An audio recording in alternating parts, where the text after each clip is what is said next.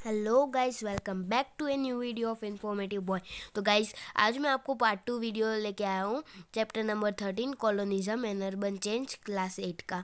तो गाइस, अगर ये वीडियो आपको पसंद आता है तो मेरे चैनल को सब्सक्राइब कीजिए, इस वीडियो को लाइक कीजिए और शेयर करना मत भूलिएगा। तो गाइस, अब वीडियो को स्टार्ट करते हैं। The New Delhi Municipal Committee was set up to look after all civic amenities like water supply, electricity, building, roads, sewage, medicals, public health of the capital. कई ये शायद तीसरी चौथी कमेटी है जो ब्रिटिशर्स ने सेटअप की, ताकि ये कमेटी सेटअप हुई थी सिविक कम्युनिटीज़ की वजह से, जैसे कि water supply, electricity, basic services जो हमारी रहती है वो, और बाद में बिल्डिंग, रोड्स, सीवेज यानी कि सीवरेज सिस्टम को। गाइस, बाद में इसने जो अंडरग्राउंड सीवरेज सिस्टम प्रोवाइड किया सारे के सारे एरिया में, होल एरिया में अंडरग्राउंड सीवरेज सिस्टम प्रोवाइड किया। बाद में ओपन नाले थे, उसे कवर किया ताकि मॉस्किटोज़ की ब्रीडिंग जो है स्टॉप हो सके। बाद में 1937 में दिल्ली इम्प्रूवमेंट्स ट्रस्ट जो है एस्टेब्लिश हुआ। उसने बहुत सारी स्कीम्स दी, जैसे कि town expansion, slum clearance, slum improvement scheme for the progress of Delhi.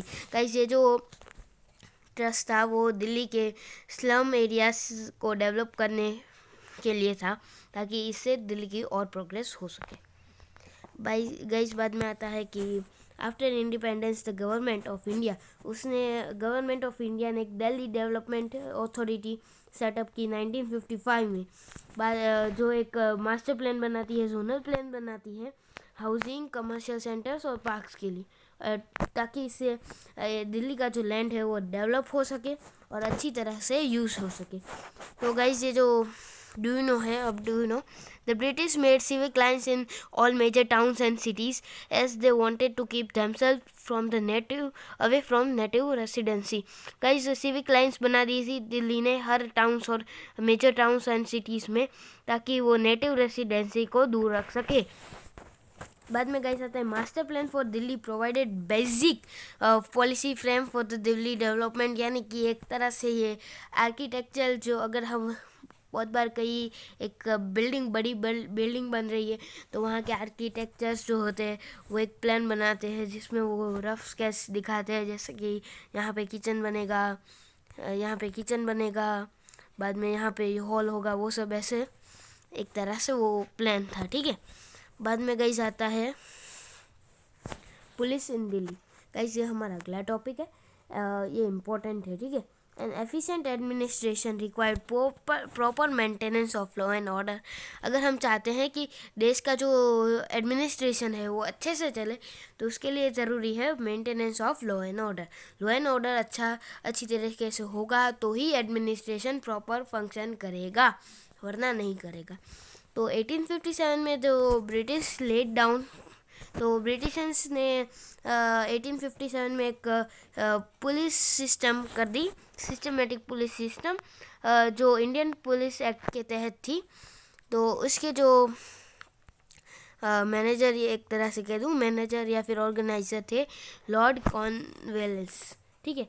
उन्होंने ऑर्गेनाइज की थी लॉर्ड कॉर्नवालिस ने, ठीक है। बाद में एक एसपी रहता है, जो एक डिस्ट्रिक्ट उसके अंदर में रहता है। एक डिस्ट्रिक्ट के लिए एक एसपी और एक डीएसपी होते हैं हर एक डिस्ट्रिक्ट में, और एक डिस्ट्रिक्ट डिवाइड होता है थानास में, जो थानास के अंडर होते हैं darogas. Thanas, each district was divided into thanas under darogas, यानी कि एक थाना एक दरोगास के अंदर रहता है, ठीक है। Villages and towns were looked after chowkidars and kotwals. Village और टाउन्स को जो चौकीदार और कोतवाल देख रेख करते होंगे, ठीक है। बाद में आता है इन 1912 दिल्ली फर्स्ट कमिश्नर। गाइस, 1912 में जो था 1912 ईयर था, उसमें दिल्ली का फर्स्ट चीफ कमिश्नर आया था और उसे अपॉइंट किया गया, और बाद में उसे सारी responsibilities and duties they the IG की, एक तरह से उसे मतलब आईजी ही बना दिया गया, ठीक है। बाद में इन 1946 दिल्ली पुलिस को फिर से बनाया गया और उसमें एक आईजी को अपॉइंट किया गया हो और एक डेप्यूटी आईजी और बाकी डीएसपी एसपी उन सबको, ठीक है। बाद में आता है do you know the police under British were given low salaries but great power. जो पुलिस थी दिल्ली के मतलब ब्रिटिश के अंदर, सॉरी दिल्ली बोल गया था मैं, ब्रिटिश के अंदर उन्हें सैलरी तो कम दी जाती थी लेकिन पावर ज़्यादा दी जाती थी। सैलरी कम मिलने की वजह से वो करप्ट बन गए और पावर ज़्यादा मिलने की वजह से वो क्रूअल बन गए। ठीक है, इसीलिए कभी भी पुलिस या फिर कोई भी एक इंसान होता है तो उसे सैलरी और पावर दोनों एक समान मिलने चाहिए इक्वली में। ठीक है, बाद में अगला हमारा इम्पोर्टेंट टॉपिक, ये भी एक इम्पोर्टेंट ये है टॉपिक, रेलवेज अंडर ब्रिटिश। तो गाइस अब मैं इसको एक्सप्लेन करता हूँ, वेट अ मिनट गाइस। तो गाइस रेलवेज इंट्रोड्यूस की थी ब्रिटिशर्स ने इंडिया में अपने फ़ायदे के लिए, ताकि से वो अच्छे से एडमिनिस्ट्रेशन और पॉलिटिकल कंट्रोल रख सके और ट्रेड को देख रेख अच्छे से हो सके, ट्रेड और पॉलिटिकल कंट्रोल और एडमिनिस्ट्रेशन। ठीक है, बाद में आता है बट रेलवेज ब्रॉक्ट मेनी चेंजेस। लेकिन रेलवेज जो थे उन्होंने बहुत सारे चेंजेस लाए इंडियंस की लाइफ में, जैसे कि पीपल जो थे वो डिफरेंट पार्ट ऑफ इंडिया में क्लोज आने लगे। फॉर एग्जांपल गाइज एक क्लोज आने लगे का एग्जांपल मैं आपको दे सकता हूँ। तो समझ लीजिए दो जुड़वा भाई थे, तो एक भाई था वो गुजरात में है और दूसरा भाई जो है वो तमिलनाडु में रहता है। ठीक है, तो वो तमिलनाडु और गुजरात वाले अगर मिलना चाहते हैं, एक दूसरे घर आना जाना चाहते हैं, उन्हें बहुत ज़्यादा टाइम लगेगा। तो ट्रेन जो थी उन्होंने इसे इजी कर दिया और बहुत सारे फ्रीडम फाइटर्स भी ट्रेन की मदद से एक दूसरे से फटाफट जल्दी से मिल पाते थे। This communication brought awareness against social evils, need of education and freedom from foreign exploitation. ये जो कम्युनिकेशन की वजह से सोशल इविल्स चले गए, नीड ऑफ एजुकेशन का पता चला और बाद में फ्रीडम फ्रॉम फॉरेन एक्सप्लॉयटेशन, मतलब ब्रिटिशर्स से फ्रीडम मिलने का काम होने लगा। ठीक है, बाद में आता है Indian railways made a beginning. Indian railways जो थी वो स्टार्ट हुई थी अप्रैल 6, 1853 में और सबसे पहली ट्रेन 21 माइल्स रन हुई थी, जो हुई थी उसने फर्स्ट स्टेशन यानी कि स्टार्टिंग स्टेशन था बॉम्बे और एंडिंग स्टेशन था थाने। और इसमें 14 रेलवे यानी कि करीबन 14 डब्बे थे, यानी कि 14 कार्टेजेस का मतलब है डब्बे। ठीक है, ट्रेन में जो एक होता है डब्बा, ठीक है, डब्बा कहते हैं, क्या कहते हैं अच्छे से मैं एक्सप्लेन नहीं कर पाऊँगा। ठीक है गाइस आपको। तो बाद में आता है और 400 गैस थे, 14 कार्टेजेस एंड 400 गाइस थे। गाइस ये ठीक है बोलने की मुझे आदत हो गई है, पता नहीं कब कंट्रोल होगी। तो गाइस कौन कौन से फ़ायदे थे जिनके अंदर जिसकी वजह से ब्रिटिशर्स ने रेलवे को इंट्रोड्यूस किया इंडिया में। पहला आता है कमर्शियल एडवांटेज। रेलवेज जो थी वो रॉ मटेरियल कलेक्ट करती थी फील्ड और माइन से और बाद में उन्हें सेंड करती थी पोर्ट में, ताकि वो इंग्लैंड ट्रांसपोर्ट हो सके और ब्रिटिश इंडस्ट्रीज अपने प्रोडक्ट बना सके उस रॉ मटेरियल से। बाद में आता है political aspect. Railways safeguard British position in different parts of India to enable a quick movement of the armed forces and administrative convenience। अगर समय फॉर एग्जाम्पल गाइस एक गुजरात नहीं सॉरी अगर अहमदाबाद में रिवोल्ट हुआ है और वहाँ पे कम फोर्सेस है मतलब ब्रिटिशर्स की, और दिल्ली में सबसे ज़्यादा फोर्सेस है, तो दिल्ली से अहमदाबाद जो फोर्सेस पहुँचेगी तो बहुत ज़्यादा टाइम लगेगा। तो फिर जितना ज़्यादा टाइम लगेगा तो उतना ज़्यादा रिवोल्ट बड़ा होता जाएगा। तो इसके लिए वो जल्दी से ट्रैवल कर सके, क्विक मूवमेंट कर सके, इसलिए ट्रेन रेलवे काम करता है, मतलब उसके लिए वो एक फ़ायदा है उनका। बाद में आता है defence aspect. Mostly importantly the railways help the British defence forces in India to counter military attacks from imperial countries who are trying to expand their influence। तो बाहर की कंट्रीज है जैसे कि अफगान से, वो भी इंडिया में फिर से राज करना चाहते थे, तो वो वापस से इंडिया में अटैक ना करे, इसलिए रेलवेज लाए गए ताकि उनकी मिलिट्री फटाफट ट्रांसफ़र हो सके, क्विक मूवमेंट कर सके। और गाइस चौथा प्रॉफिट, और ये सबसे मतलब मेन है, गाइस इसमें क्या होता है कि इन्वेस्टमेंट ऑफ सरप्लस इनकम, जैसे सारे जो ब्रिटिशर्स थे वो बहुत ज़्यादा पैसे कमा रहे थे हमसे, तो उसे कहीं पे इन्वेस्ट तो करना पड़ेगा ना, ताकि वो अच्छा खासा प्रॉफिट अर्न करे। तो रेलवेज उन्होंने ओपन किए ताकि उसकी टिकट्स जो हम लेते हैं, रेलवे टिकट्स अभी भी हम लेते हैं, तो उससे फ़ायदा जो मिलता है, प्रॉफिट जो होता है वो ब्रिटिशर्स को मिलता है। तो उससे बहुत ज़्यादा प्रॉफिट हो रहा था उन्हें, ठीक है। एक ट्रेन थी जिसका नाम है कालका मेल, जो हावड़ा और कालका से वो इंट्रोड्यूस की गई थी ट्रैवल करने के लिए। वो एक एनुअल माइग्रेशन थी ब्रिटिशर्स के लिए, ताकि उसकी फैमिली, ब्रिटिश ऑफिशियल्स, उसके सर्वेंट्स, क्लार्क्स सभी अपने इम्पीरियल कैपिटल कोलकाता, जो उनका विंटर कैपिटल था, उससे अपने समर कैपिटल शिमला तक जा सके। क्योंकि गाइस विंटर में जब होता है तो कोलकाता में मतलब इतनी ठंड पड़ती है, लेकिन शिमला में उससे ज़्यादा पड़ती है, शिमला से कम पड़ती है। और समर में वे लोग शिमला चले जाते थे, उसके लिए वो कालका मेल का यूज़ करते थे। तो अभी भी गाइस कालका से हावड़ा से कालका एक ट्रेन चलती है, जो मतलब कालका से शिमला। अभी भी वहाँ पे नैरो गेज है। पहले जो था ना, वहाँ पे 103 टनल्स थे, लेकिन अब वहाँ पे सिर्फ एक टनल बंद हो गया है। बाकी के एक 3 टनल नहीं थे, 103 टनल्स थे, लेकिन अब एक बंद हो चुका है, 102 ही अभी चालू है, ठीक है। इस बाद में आता है there was a lot of opposition against the introduction of railways in India. It offend people of higher caste as the people from all caste had to sit together. Guys ये जो रेलवेज इंट्रोड्यूस हुई तो बहुत से जो people थे higher class वाले, तो उन्होंने एक तरह से अपोज किया कि उन्होंने ब्रिटिशर्स को कहा कि हमें मंजूर नहीं है इन लोअर कास्ट के साथ बैठना। तो गाइस इसमें से बहुत ज़्यादा ब्रिटिशर्स थे जो ऑफिसर्स थे, जो हमारे इंडियंस के साथ नहीं बैठना चाहते थे ट्रेन में, ठीक है। तो moreover Indians were not allowed to travel in first class, इसीलिए तो गाइस इंडियंस को फर्स्ट क्लास में ट्रैवल करने का बैन हो गया, वो नहीं जा सकते फर्स्ट क्लास में। फर्स्ट क्लास थे वो यूरोपियंस के लिए रिजर्व थे, लेकिन कोई भी केस हो, but any case railways provide many avenues end of profit making for the British. बाकी के भी बहुत अच्छी सर्विस थी जो उन्हें प्रॉफिट देती थी। बाद में आता है कि इससे Indian railways, do you know Indian railways is the largest rail network in India. हमारा जो इंडियन रेलवे है सबसे लार्जेस्ट नेटवर्क है, रेल नेटवर्क एशिया का, और सेकंड नंबर पे आता है ये पूरे वर्ल्ड में यूएसए के बाद। हमारा जो इंडिया है वो 23 मिलियंस डेली पैसेंजर्स को कैरी करता है, यानी करीबन 2 करोड़ 30 लाख पैसेंजर। वो जो है पूरे ऑस्ट्रेलिया की पॉपुलेशन है, यानी हम हर रोज़ पूरे ऑस्ट्रेलिया को मतलब ऑस्ट्रेलिया के पीपल्स को एक से दूसरी जगह ले जाते हैं, मतलब उनके नहीं, बस उनके जितने ऑस्ट्रेलिया की पॉपुलेशन।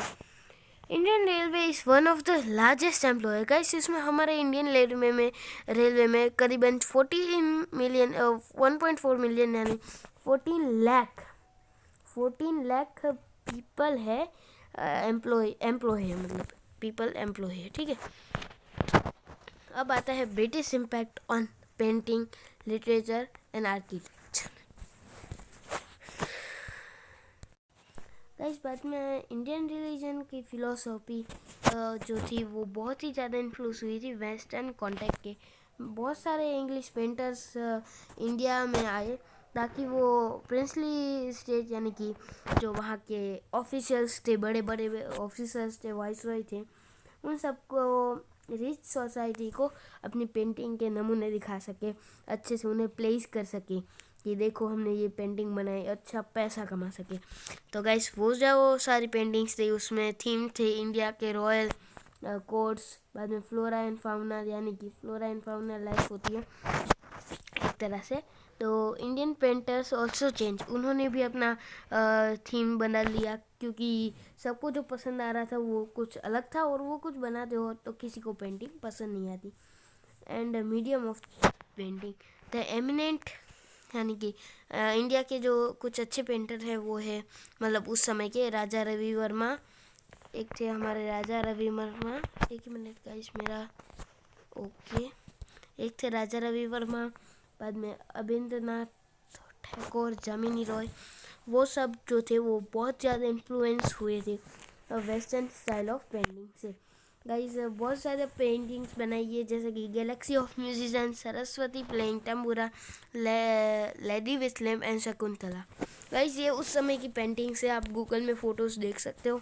मेरे पास अभी इसकी पूरी फ़ोटो नहीं है, वरना दिखा देता। Many huge architectural wonders were built in the port of city Madras. बहुत ज़्यादा आर्किटेक्चरल वंडर बिल्ड किए ब्रिटिशर्स ने मद्रास में। वो सारे पूरे ब्रिटिश स्टाइल में थे, इंग्लिश स्टाइल में थे। बहुत सारे चर्चेस थे वो इंग्लिश स्टाइल में थे और उसमें आर्टिस्टिक कार्विंग थी।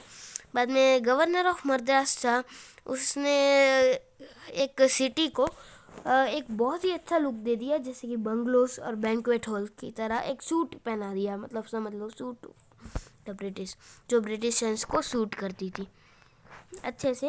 मतलब इस सेंटेंस का मतलब होगा कि दिल्ली सिटी जो मद्रास में है, जो उसके गवर्नर थे, उसने उनकी सारे जो मद्रास सिटी को बंगलोस और बैंक्वेट हॉल की तरह बना दिया, जो ब्रिटिशर्स को सूट करती थी, ताकि वे इवनिंग फंक्शंस और सब कुछ कर सके। बॉम्बे सिटी में भी चर्चेस बनाए गए, town halls, railway station and many other structures, बहुत सारे स्ट्रक्चर्स वहाँ पे बनाए गए that resembles famous English buildings in England. वो पूरे इंग्लैंड की जो बिल्डिंग्स थी उन्हीं की जैसे दिखते थे। बाद में गाइस टाउन हॉल है चाइना में, वाइसरॉय हाउस है और विक्टोरिया टर्मिनस है मुंबई में। तो गाइस आप इसकी फ़ोटोज़ भी गूगल में देख सकते हो, मेरे पास अवेलेबल नहीं है।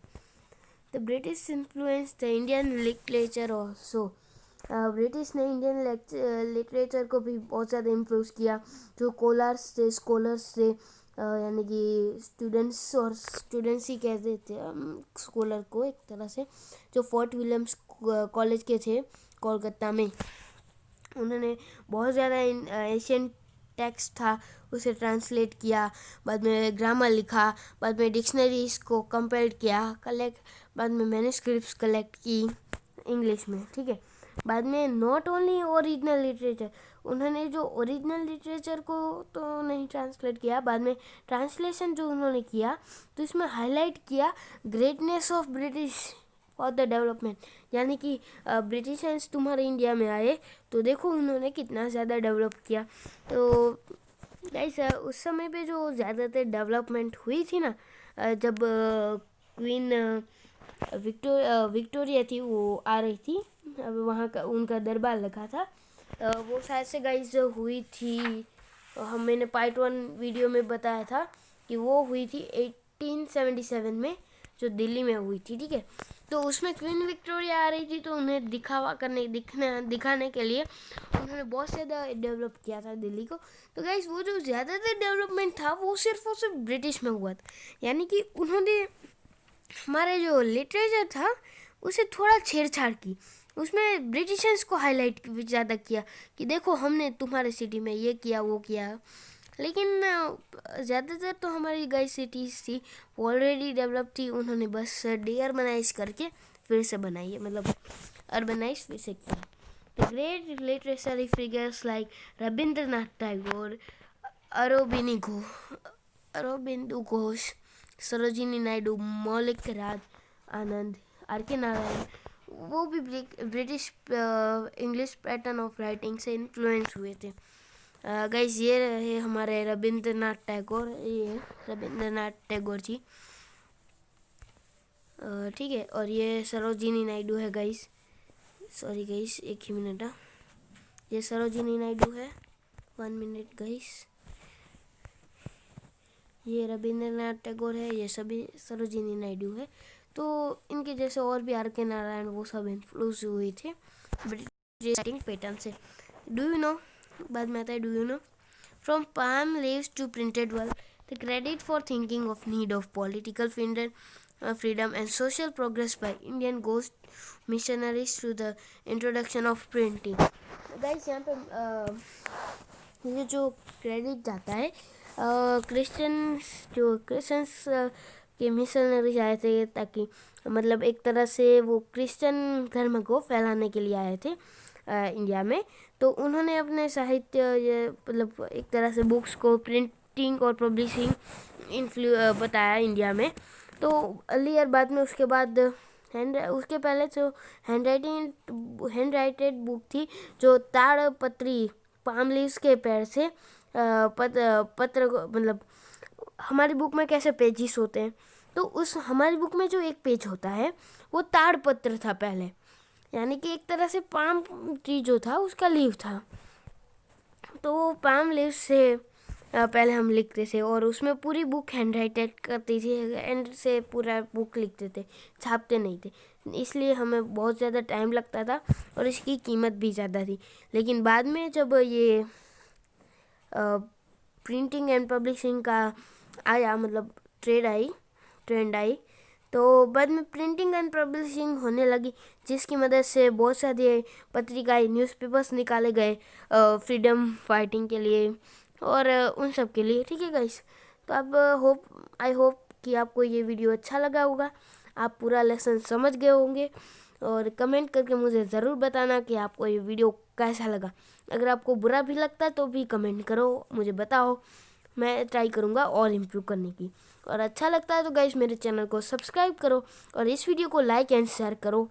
और अगर गाइस आपको नहीं पसंद आता है तो गाइस मुझे कमेंट करना, ठीक है, मैं ट्राई करूँगा और इम्प्रूव होने की।